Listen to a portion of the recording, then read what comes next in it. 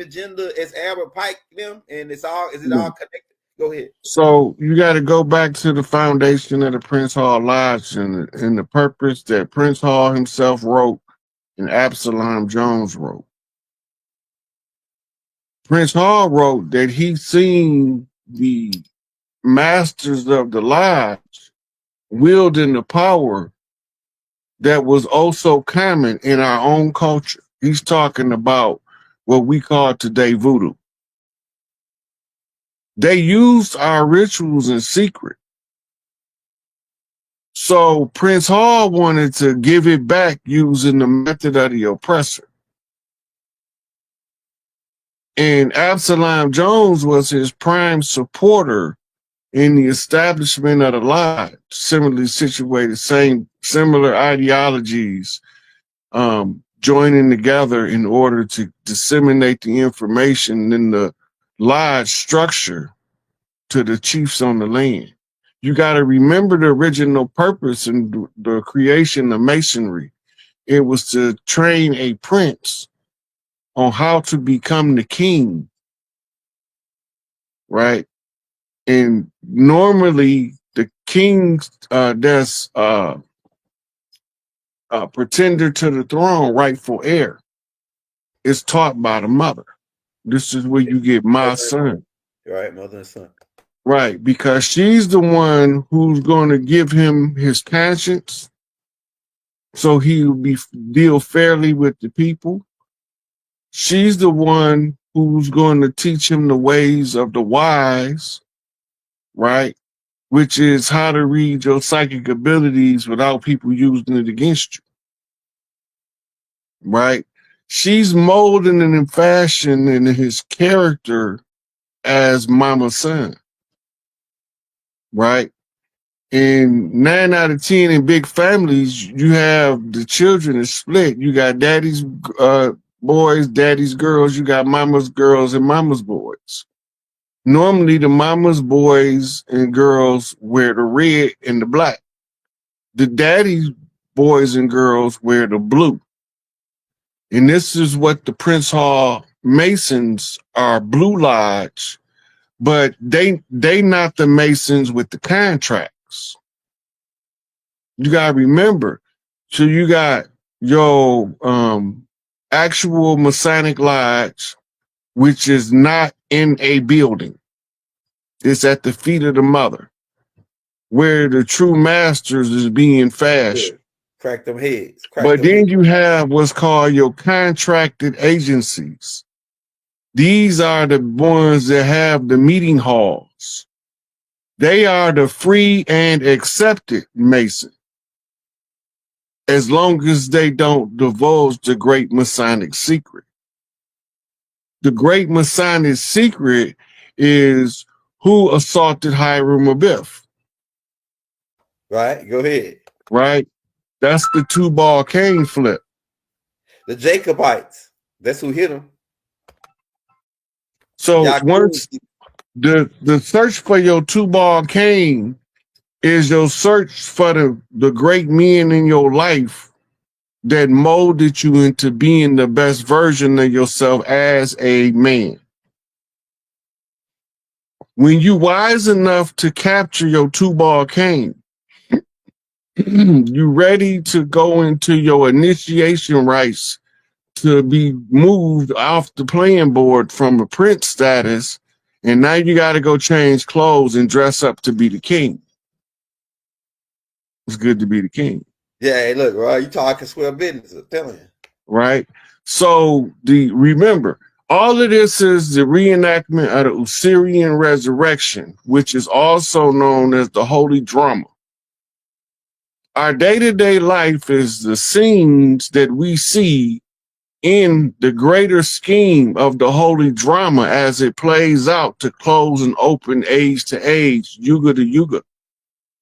You have artificially induced yugas created by magic. This is why we locked in the time loop. We locked in the time loop because it's conjure magic that gave us some stuff called time. And this also came with the moon, because the moon is how they're using to regulate time. but we think they using the solar disk because they map days in solar hours. But they keeping the time by the lunar clock, the silver key. The gold key is the astrology key, is the sun key, right? But we want to be able to access the earth key, the end key, right? The father of the earthborn, the master father, in order for the king to rise to his position as the head of the table, reenacted in professional wrestling, reenacted in Hollywood animations, reenacted in a great storytelling on Broadway, in the music of everybody that's playing music. Everybody think they doing their own thing, but when you step back and look at it from the God view, it's just a great orchestra at play. Now this is my next question, because that brain, because you just said Inky. Now Inky's son Tahuti, right? Now, as I study all the secret societies, study all the people that say, "Oh, I started this order," or "We started this order," and then if you look at them, they all got studied Tahuti. They say, "Oh, well, his name is Tahuti, Termes." Nigga, the same nigga, right? Termes, say Tahuti, right? So, but where did they go dark at? Because it seemed like Tahuti didn't really deal in the dark, even though he probably he had to know something about the Listen, dark. when they tell you about wizards learning the ways of the wise, sages learning the ways of the wise, you can't be wise if you can't be equally functional in the dark and the light. Go ahead, break it down. Right? In order to be a master magician, you got to master both the benevolent conjure and the malevolent conjure. And the only reason why shamans do bad magic is to offset all the good magic they did. And they don't really want to do the bad magic, but they know that sooner or later, somebody not going to take no for an answer. And that's out to balance that energy out from doing all the good magic. But the frauds, all they want to focus on is the bad magic and abuse the power. And now they going to get the karma, what karma going to bring to them. Because they was in it for selfish greed. That's the next question I got for you. Now, because we get to talk about secret societies, but let's deal with alchemy, because you one of them high power alchemists, especially with decode. Now, let me ask you this: so when you say they doing bad magic, does that have repercussions? Is that a resonance frequency coming back off of that? Is it come back from that? Can you just go out and cast a bad spell on somebody, and then how does that work? The energy flip on that. Look, it's like everything you do to somebody from the wrong place in your heart, it's like a rubber band of energy is attached to it. Sooner or later, when they forgive you, it's gonna snap back, and guess who's gonna own that bullshit? You can't keep doing wrong and never change, because now you stuck to the left. Then the angel of the righteous gonna have to come through and smite thine ass with this sword, right? So there's a time for it. The dark arts, as it's called in some places, the black root science, the law of the nine, or the science of the nine ether, right? All of these things is pieces to a greater puzzle of unwrapping the Masonic secret of who struck Hiram, right? In this case, it was the three conjurers that had us in the stupor. It's the Kingu spell given to us in ancient Sumer. It's the Amen spell or Amun spell given to us out of the 18th dynasty in the priest wars in Egypt, right? And then you have your Civil War revolutionary conjure. That was the blood sacrifice in the Crispus Attucus. And this was brought to us by John Dee informing the Queen of England on how to put us in that stupor.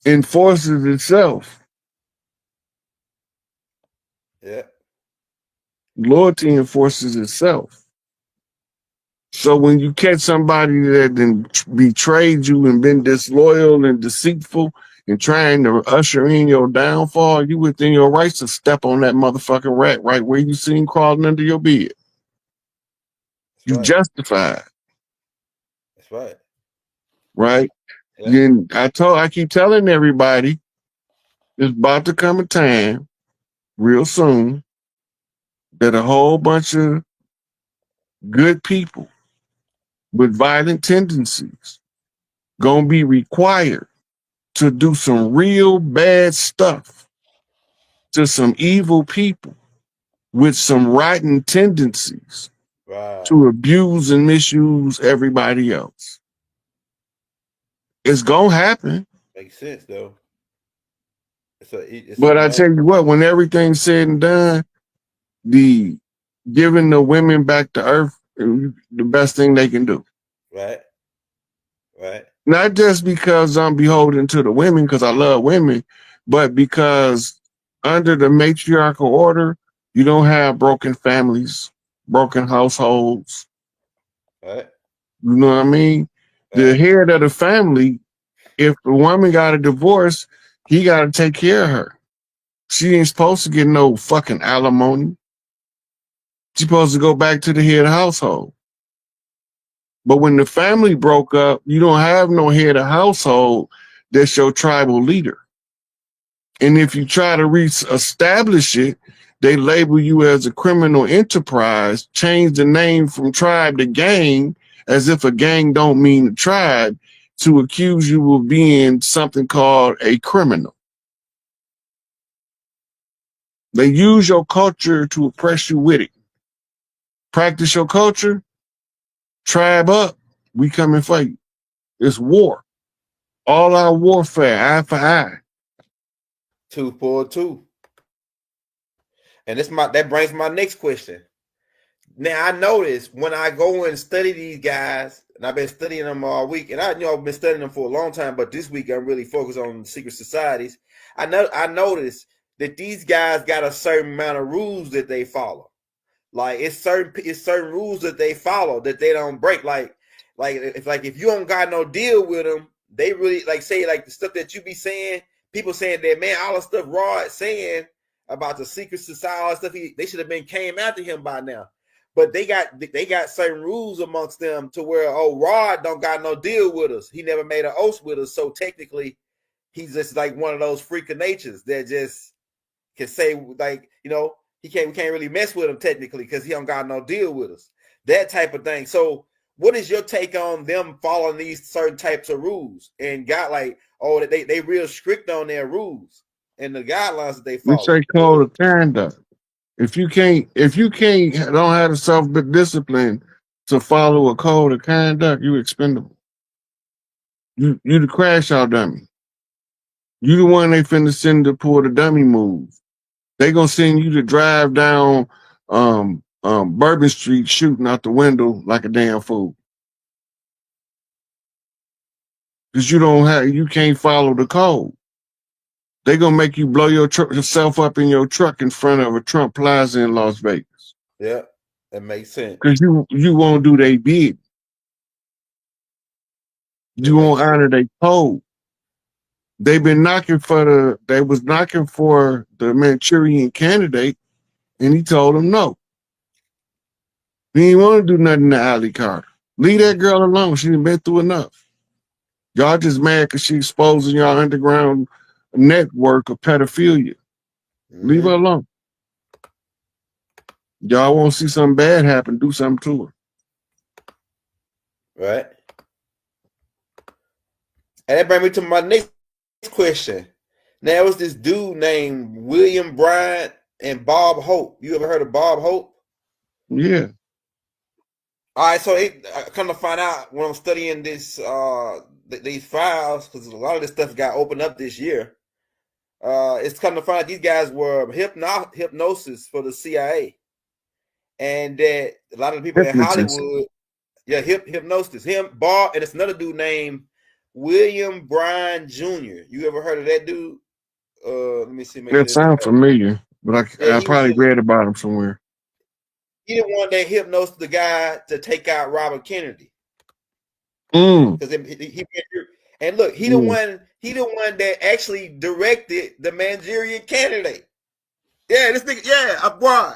When I was going through the paper files, I almost fell out the chair. I say, man, look, this right here, You, I almost fell you out the know, chair. out of the names you mentioned, Bob Hope stick out the most because you remember he was a comedian that used to hold the USO entertainment for the troops during Vietnam and Korea War. Oh, He yeah, that, bro, yeah, that's right okay. now That's it. remember the guy from the Gong Show. He was using the Gong Show, traveling the Gong Show to different places while he do hits for the CIA. Yeah, see, they got some stuff like that in the file. I just scanned through. Bob Hope name came up real thick though. Yeah, Uh, Bob Hope. Bob Hope is an anomaly. He's like a meteor in the timeline. He did a lot of shit. yeah, so what I gathered is that these guys pretty much control Hollywood. Like you had to go through Bob Hope and this other guy. They were like the background manipulator guys. They call them programmers. That's what they call them, programmers. That's what they call Bob. They got Bob Hope listed as a programmer. And they whatever they MK Ultra program, and this dude Brian Williams, they were like handlers, and they had trigger words for certain people based on what this document was. And they even control all the writers. They even hypnosis all the writers and people that drew all the